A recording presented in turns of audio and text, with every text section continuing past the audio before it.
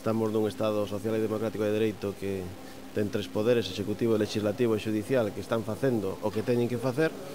e hai un principio básico que é a presunción de inocencia. En relación a outras cuestións nas que eu mesmo actúo demandando ou querellándome contra determinada persona,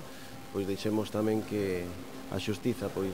tome os seus tempos e ao final que se aplique a lei con toda a contundencia. Coñecido é a renuncia voluntaria a militar no Partido Popular e seguir como alcalde de Rairiz, e tamén me transmitiu que, dado que a presunción de inocencia